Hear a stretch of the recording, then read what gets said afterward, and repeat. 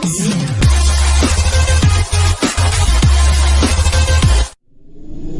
Jungle.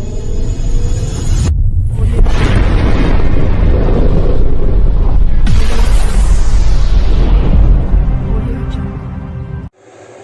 पाठ 56 simplification का 153 problem. किसी विद्यालय के सभी छात्रों को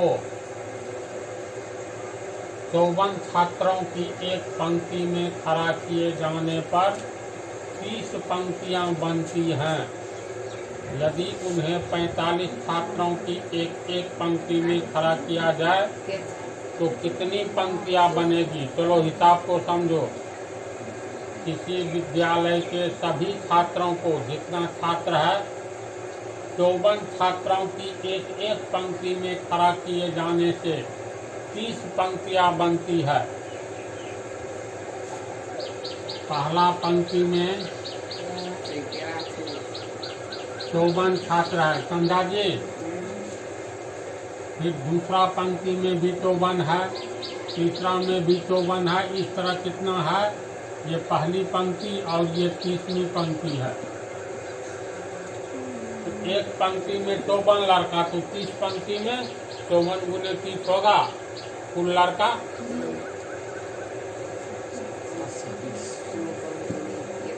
बताना बोलो।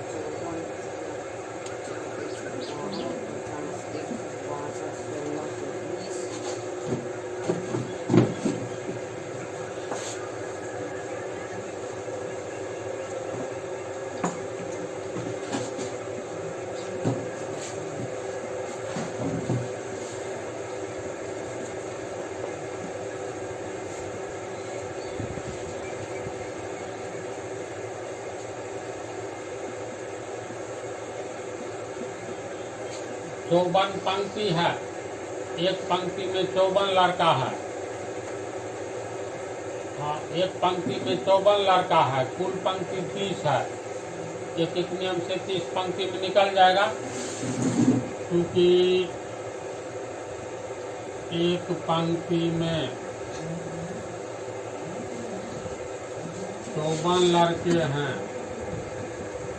इसीलिए 30 पंक्ति में 54 गुने 30 लड़के कितना हो गया?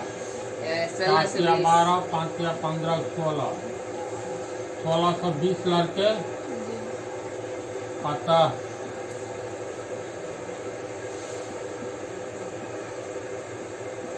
लड़कों की कुल संख्या बराबर 1620। अब कहा यदि उन्हें 45 छात्रों की एक पंक्ति में खड़ा किया जाए। अब बनाना है 2 पंक्ति, उस पंक्ति में 45 छात्र है हर एक पंक्ति में, तो कुल कितनी पंक्तियां बनेगी? मान लो 10 पंक्ति बनेगी। मान लेते हैं कि एक पंक्ति में 45, 10 पंक्ति में 45 गुने 10, मान लेंगे x पंक्ति बनता है। एक पंक्ति में 45, x पंक्ति में 45 गुने x, 45x होगा। तो प्रश्न से अब 45 छात्रियों की पंक्ति बनती है।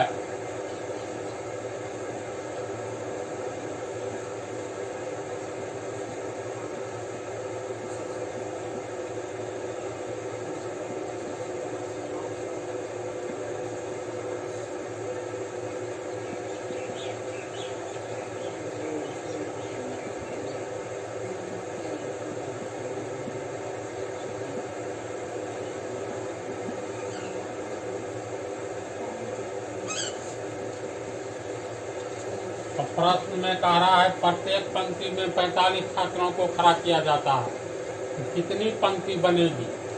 मान लो कुल x पंक्ति बनेगी।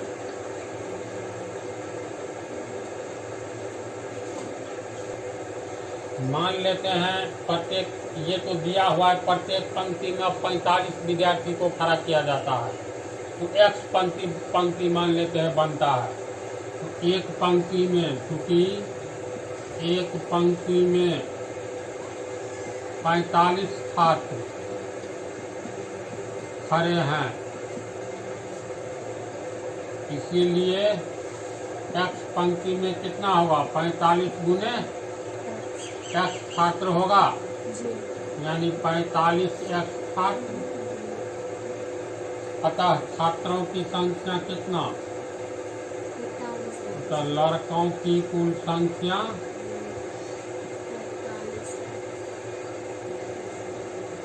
बराबर 45x। समीकरण 2।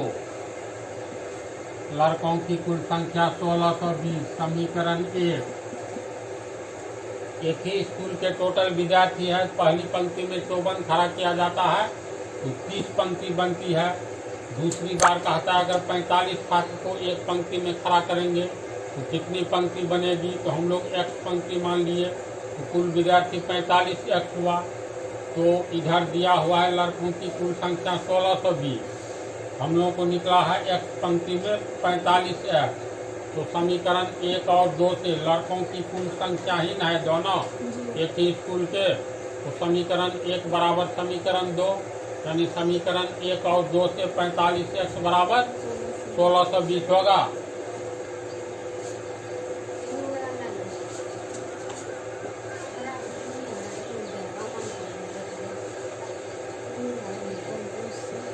एक और 2 से 45x बराबर 1620, इसीलिए x बराबर 1620 बटा 45 कितना होगा?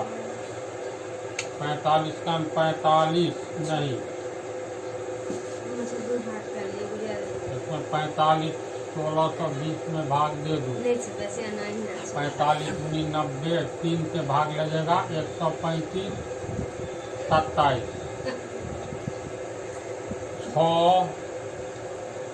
6 से भाग लगेगा 36 होगा। इसीलिए x बराबर 36। अतः पंक्तियों की कुल संख्या बराबर 36 अंतर। भूगोल हिसाब है, जल्दी उतारो।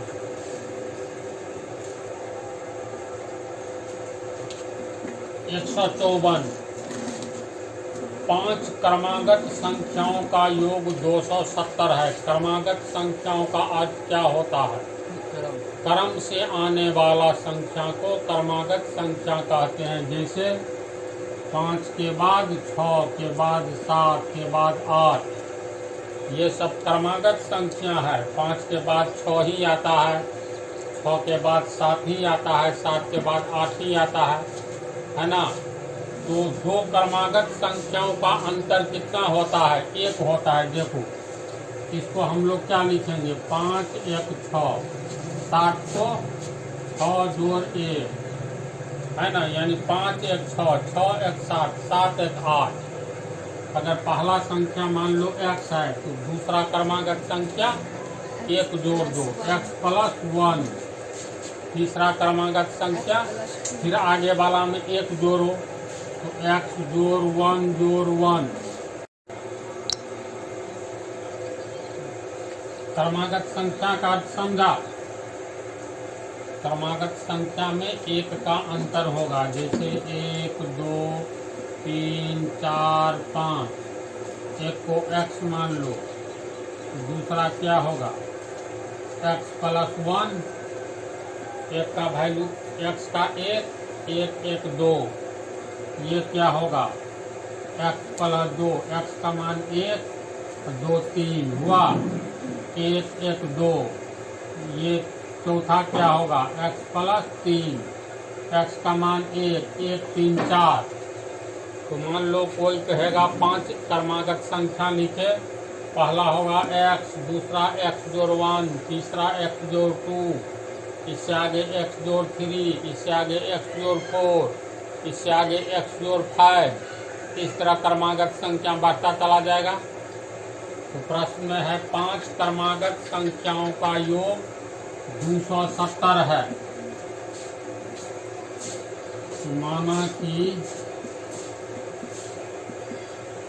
निम्न 5 क्रमागत संख्याएं हैं।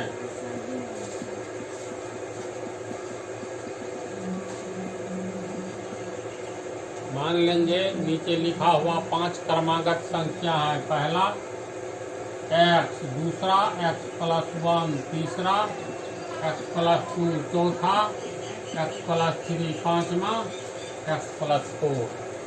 तो 5 क्रमागत संख्याओं का योग 270 है। तो पांचों को जोड़ दो। प्रश्न से पांचों का योग 270 यानी x+1 जोड़ x+2 x+3 x+4 बराबर 270 और x+1 x+2 x+3 x+4 बराबर 270 और 1 2 3 4 5 यानी 5x प्लस 1 2 3 3 6 4 10 बराबर 270 और 5x बराबर 270 माइनस 10 260, इसीलिए x बराबर 260/5 5 25 5 दूनी 10, इसीलिए x बराबर 52। यानी पहला क्रमागत संख्या 52, दूसरा 52 1 53, तीसरा 52 2 54, 52 3 55, 52 4 56, यानी 52 53 54 55 56। यानी पहला हुआ 5 क्रमागत संख्याएं। क्रमागत 5 क्रमागत संख्याएं कौन कौन हुआ? पहला हो गया x यानी 52, दूसरा x+1 52 जोड़ 1 53 54 55 56, 5 निकल गया। अतः इनमें से दूसरी तथा पांचवी संख्याओं का योग, दूसरी यानी 53 और 56 का योग। अतः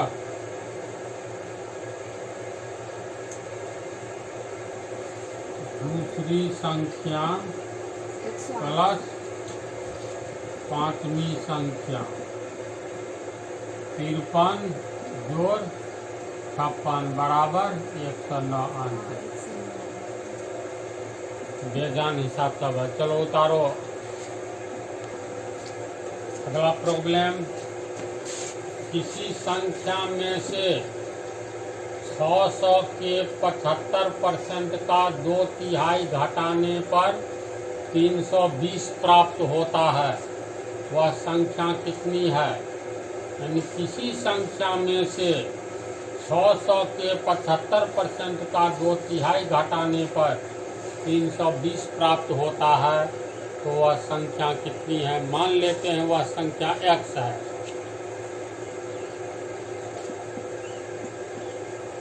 माना कि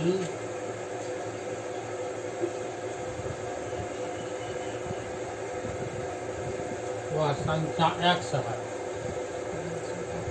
तो x में से 600 के 75% का 2/3 घटाएंगे तो x माइनस 600 के 75% यानी 600 का 75%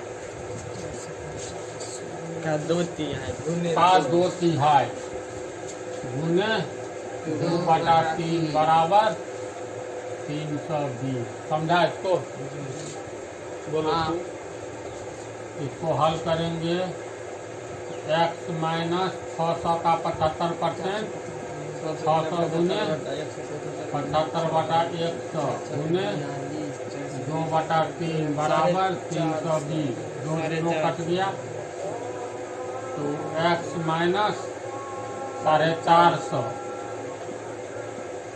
गुने 2/3 बराबर 320। ये भी कट जाएगा। 15 या 45 यानी x माइनस 150 दूनी 300 बराबर 320, इसीलिए x बराबर 320 प्लस 300, इसीलिए x बराबर 620 आंसर।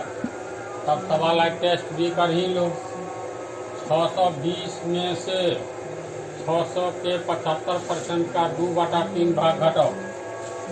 जैसे 620 जांचेंगे, इसमें से 600 का 75% कितना निकला था? 600 का 75%, 75 गुने 6 450 निकला।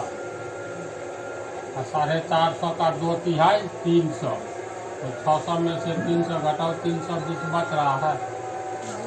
यही आंसर है। तो ये चैप्टर लास्ट हो रहा है। अब अलग से कुछ हिसाब है, 24-25 को, इसको 6-7 पार्ट में समाप्त होगा। हाँ, इसके बाद चालू होगा रेशियो एंड प्रोपोर्शन का बचा हुआ प्रॉब्लम्स। पाठ 57 से शुरू हो रहा है प्रश्नमाला 4B सिंप्लीफिकेशन।